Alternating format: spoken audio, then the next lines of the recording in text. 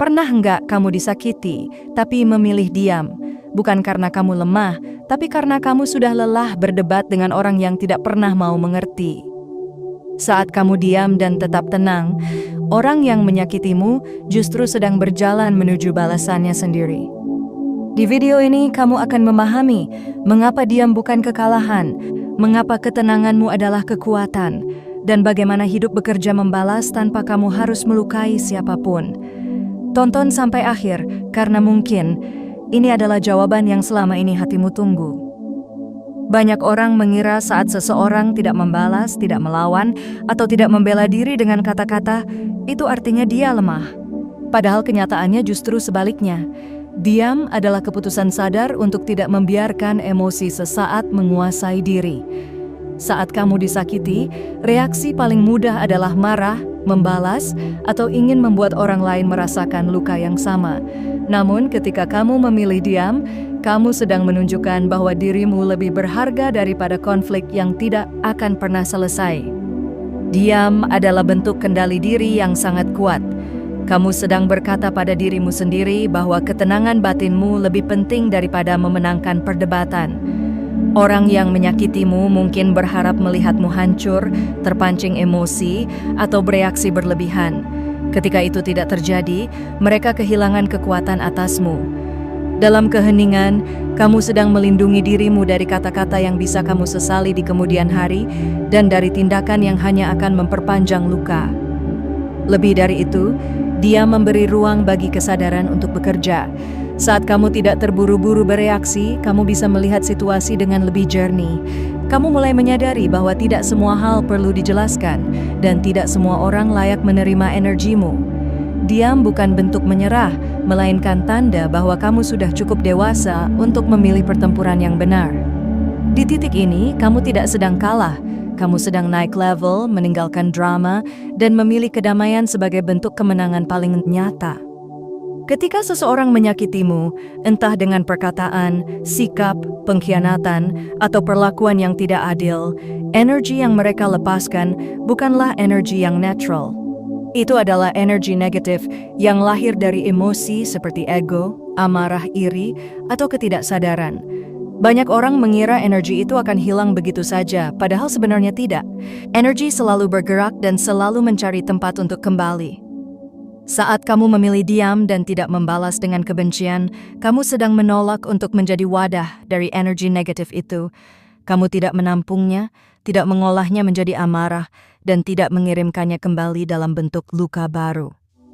Di titik inilah sesuatu yang penting terjadi. Energi tersebut tidak menemukan tempat di dalam dirimu. Karena tidak bisa menetap, ia akan kembali kepada sumbernya. Inilah sebabnya mengapa orang yang menyakiti seringkali terlihat baik-baik saja di awal, tetapi perlahan hidupnya terasa berat, gelisah, atau dipenuhi masalah yang datang silih berganti tanpa mereka pahami sebabnya. Diam membuat energimu tetap bersih. Saat kamu tidak bereaksi berlebihan, jiwamu tidak tercemar oleh dendam. Kamu mungkin tetap merasa sedih atau kecewa karena itu manusiawi, tetapi kamu tidak membiarkan perasaan itu berubah menjadi racun batin. Sementara itu, orang yang menyakitimu justru harus hidup dengan beban dari niat dan perbuatannya sendiri. Mereka membawa energi itu kemanapun mereka pergi, ke hubungan lain, ke pekerjaan, ke pikirannya sendiri. Tanpa sadar, mereka sedang menciptakan lingkaran masalah yang terus berulang. Yang paling menarik, balasan energi ini tidak selalu datang dalam bentuk hukuman yang terlihat. Kadang hadir sebagai kegelisahan yang tidak bisa dijelaskan, tidur yang tidak nyenyak, hubungan yang selalu gagal, atau perasaan hampa meski dikelilingi banyak orang. Kamu tidak perlu menjadi pelaku pembalasan itu, karena hidup sudah memiliki caranya sendiri untuk menyeimbangkan segala sesuatu. Saat kamu memilih diam, kamu memilih berada di sisi keseimbangan, dan itu membuatmu perlahan terangkat keluar dari lingkaran luka. Oh iya, kalau kamu sedang berada di fase diam karena lelah berdebat dan membuktikan diri, ceritakan sedikit di kolom komentar. Aku ingin kamu tahu, kamu tidak sendirian. Saat kamu disakiti, seringkali dorongan terbesar adalah ingin menjelaskan, membela diri, atau meluruskan semuanya agar orang lain tahu versimu. Namun kenyataannya, semakin keras seseorang berusaha membela diri dengan emosi, semakin mudah pula kebenaran menjadi kabur. Kata-kata yang lahir dari luka sering terdengar seperti pembelaan, bukan kejujuran. Disinilah diam justru bekerja dengan cara yang lebih dalam dan lebih tenang.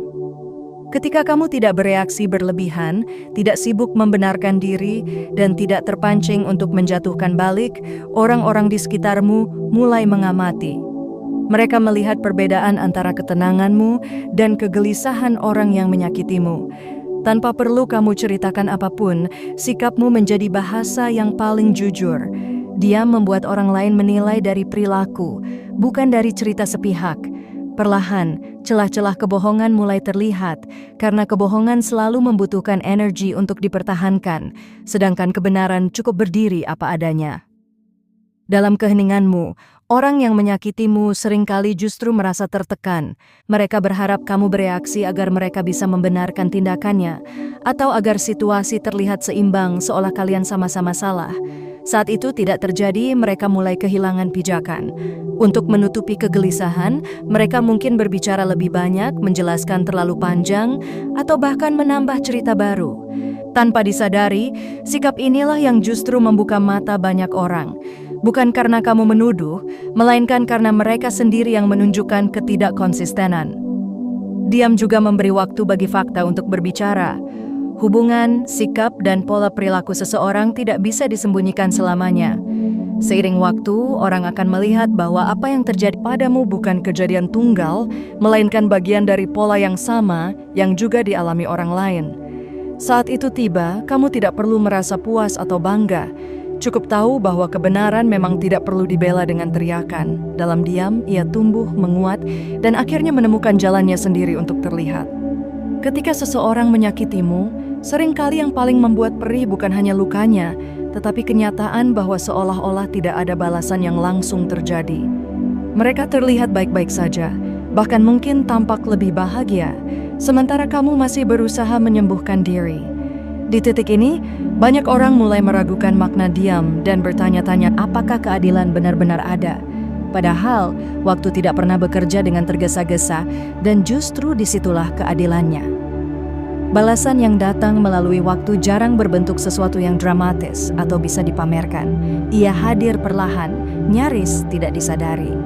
Orang yang terbiasa menyakiti akan terus membawa pola yang sama ke hubungan lain, ke lingkungan baru, dan ke fase hidup berikutnya. Karena mereka tidak pernah benar-benar belajar, masalah yang sama akan terus berulang dengan wajah yang berbeda. Sementara itu, kamu yang memilih diam dan refleksi mulai berubah. Luka yang dulu terasa tajam perlahan menjadi pelajaran, dan pelajaran itu menguatkan langkahmu. Waktu juga memberi jarak emosional. Hal yang dulu terasa sangat menyakitkan, perlahan kehilangan kuasanya atas dirimu. Kamu mulai bisa tersenyum tanpa beban, menjalani hari tanpa terus mengingat apa yang terjadi. Di saat yang sama, orang yang menyakitimu seringkali justru mulai merasakan kehampaan. Bukan karena kamu melakukan apapun, melainkan karena mereka harus berhadapan dengan diri sendiri. Ketika tidak ada lagi yang bisa disalahkan, waktu memaksa mereka menatap konsekuensi dari pilihan-pilihan mereka.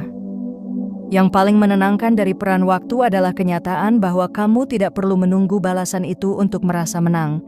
Saat waktunya tiba, mungkin kamu bahkan sudah tidak peduli. Kamu sudah melangkah terlalu jauh untuk menoleh ke belakang. Disitulah keadilan bekerja dengan sempurna, bukan untuk memuaskan egomu, tetapi untuk membebaskan hatimu. Waktu tidak berpihak pada siapapun, ia hanya memastikan bahwa setiap perbuatan akhirnya bertemu dengan akibatnya. Tidak semua doa diucapkan dengan suara, dan tidak semua permohonan perlu dirangkai dengan kalimat panjang. Saat kamu disakiti dan memilih diam, seringkali yang terjadi di dalam hatimu adalah penyerahan. Kamu lelah menjelaskan, lelah membela diri, dan lelah berharap dipahami oleh orang yang tidak mau mengerti. Dalam kelelahan itu, kamu berhenti melawan dan mulai mempercayakan segalanya pada kekuatan yang lebih besar dari dirimu. Diam di sini bukan berarti pasrah tanpa harapan, tetapi pasrah dengan kesadaran. Kamu mengakui bahwa tidak semua keadilan bisa kamu wujudkan sendiri, dan tidak semua luka bisa disembuhkan dengan balasan. Ketika kamu berhenti memaksa keadaan sesuai egomu, kamu memberi ruang bagi Tuhan, semesta, atau hukum kehidupan untuk bekerja. Di titik inilah doa tanpa kata itu mengalir, bukan berupa permintaan balas dendam, melainkan permohonan akan ketenangan, keadilan, dan pembebasan batin. Seringkali setelah fase diam ini, hidup mulai bergerak dengan cara yang tidak terduga. Pertolongan datang dari arah yang tidak kamu rencanakan. Hatimu menjadi lebih ringan, pikiranmu lebih jernih, dan langkahmu lebih mantap. Kamu mungkin tidak langsung melihat apa yang terjadi pada orang yang menyakitimu, tetapi kamu merasakan sesuatu yang jauh lebih berharga, kedamaian. Dan kedamaian itu adalah jawaban dari doa yang kamu panjatkan tanpa suara. Sementara itu, orang yang menyakitimu tetap berjalan dengan beban yang mereka bawa sendiri. Tanpa doa, tanpa refleksi, dan tanpa penyerahan, mereka seringkali terus terjebak dalam kegelisahan batin. Disinilah perbedaan terasa jelas. Diam yang kamu pilih bukan kekosongan, melainkan ruang suci tempat jiwamu beristirahat. Dan dalam keheningan itu, keadilan bekerja dengan cara yang paling halus, namun paling tepat. Orang yang menyakitimu akan merasakan kekosongan ketika kamu memilih diam dan melangkah pergi. Banyak tindakan menyakiti lahir dari keinginan untuk mendapatkan reaksi. Mereka ingin melihatmu marah, terluka, memohon, atau setidaknya masih terikat secara emosional. Reaksi itulah yang memberi mereka rasa berkuasa. Namun saat kamu diam, rantai itu terputus. Ketika kamu tidak lagi memberi respons, mereka mulai kehilangan sesuatu yang selama ini mereka nikmati tanpa sadar, perhatian dan kendali. Awalnya mungkin mereka merasa menang karena tidak ada perlawanan, tetapi seiring waktu, muncul perasaan aneh yang sulit mereka jelaskan. Tidak ada lagi konflik, tidak ada lagi drama, tidak ada lagi reaksi darimu. Disitulah kekosongan mulai terasa. Mereka bertanya-tanya, mengapa kamu tidak lagi terpengaruh, mengapa sikapmu berubah tenang, dan mengapa keberadaanmu tidak lagi bisa mereka sentuh secara emosional. Kekosongan ini bukan sekadar rasa kehilangan orang, tetapi kehilangan peran. Mereka tidak lagi menjadi pusat emosimu, tidak lagi menentukan suasana hatimu, dan tidak lagi punya tempat di pikiranmu. Bagi orang yang terbiasa mengendalikan atau menyakiti, kondisi ini sangat mengganggu. Tanpa kamu sadari, diam membuat batas yang sangat kuat. Kamu berhenti menjadi cermin bagi ego mereka, dan itu membuat mereka harus berhadapan dengan dirinya sendiri. Sementara mereka bergulat dengan kehampaan itu, kamu justru mulai menemukan kembali dirimu.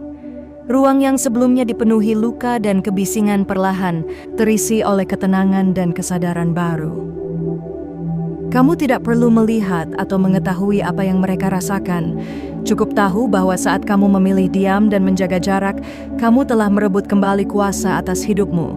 Dan disitulah, tanpa satu kata pun, balasan itu bekerja dengan sendirinya. Dalam dunia yang sering mengajarkan bahwa kemenangan harus diraih dengan balasan, pembuktian dan keunggulan atas orang lain, diam menawarkan jalan yang berbeda.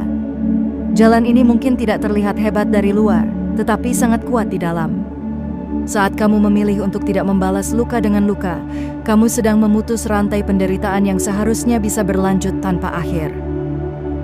Kemenangan sejati bukan tentang membuat orang lain jatuh, melainkan tentang bangkit tanpa membawa kebencian.